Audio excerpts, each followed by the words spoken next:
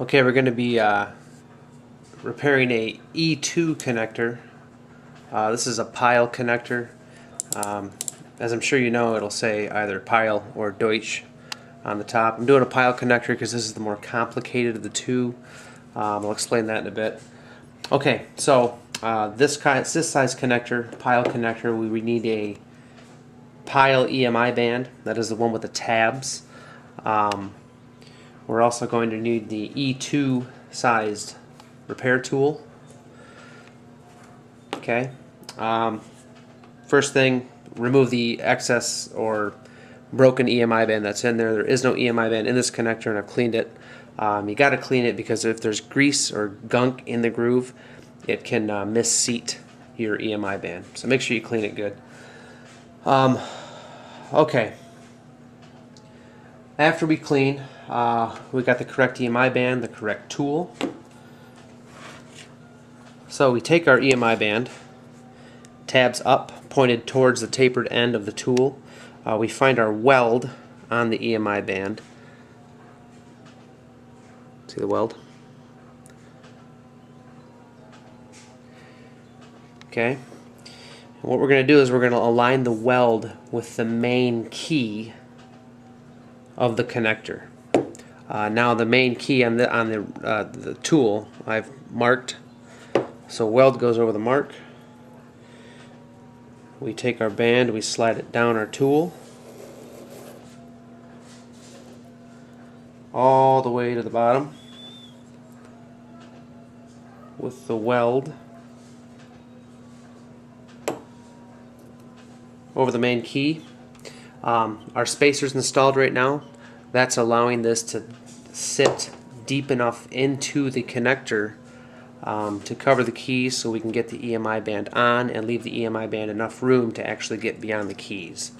So with the spacer installed, we install our repair tool into our connector and we begin to very slowly work the EMI band off of the tool and into the connector. This takes a little bit of practice. You got to be kind of gentle. Once you do one or two of them, though, you get the hang of it.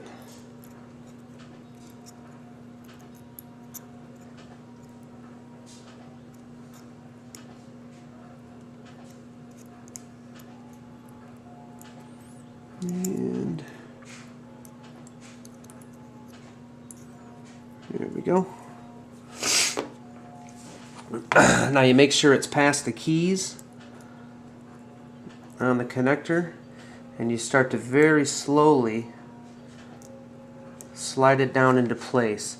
You do this slowly because if you go too fast and just knock the thing on, you're going to push the keys past the groove. There's enough room for this EMI band to miss the groove because the connector in the inside is deeper than the width of the band.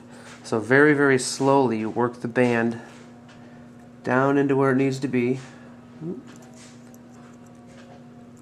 And you'll see it get past. You'll get off the keyed area, and it's kind of spring-loaded, so it just kind of snaps into place.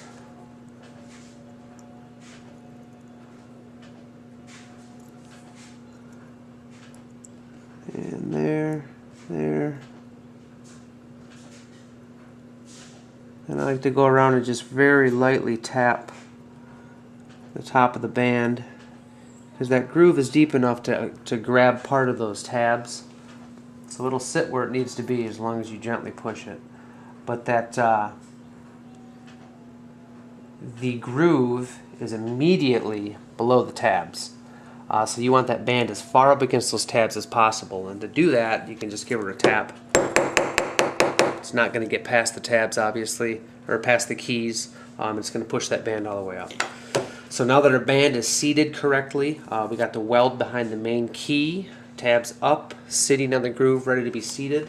What we do now is we remove our spacer from our repair tool, and now this repair tool will press all the way down to the bottom of this connector.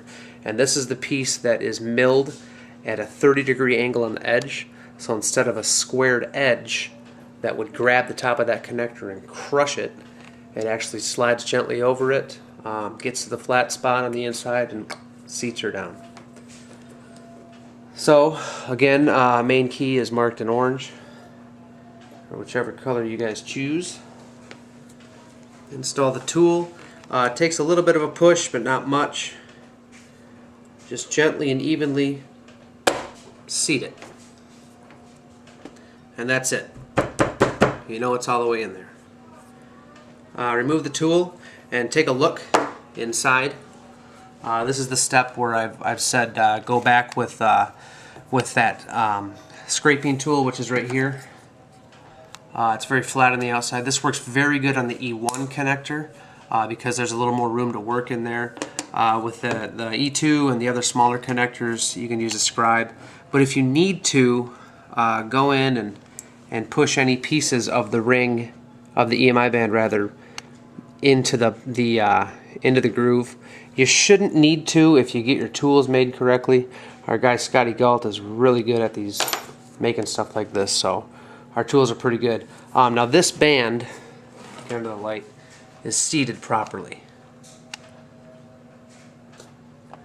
Now, in order to make sure before I send this out and call it serviceable, I have a J302 connector, the aircraft end that I test it with.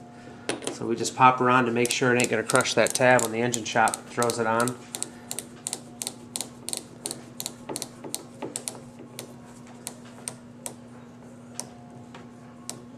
That's all the way down and in.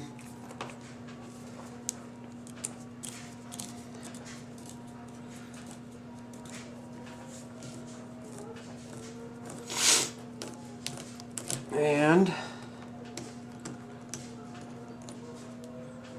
we take a look inside here, and you see in the light there are no broken pieces of the EMI band in there. It's still seated correctly. You can pop this on and off as many times as possible until it gets dirty enough and crud is gonna gum it up and you're gonna eat an EMI band, because eventually they're all gonna bust. But this process is, as you can see, very quick and easy. These are just aluminum. Everyone should have round stock on hand. I've sent you the specs. Everyone can make their tools, and if you guys have any questions at all, go ahead and email or give me a call. Thanks for watching.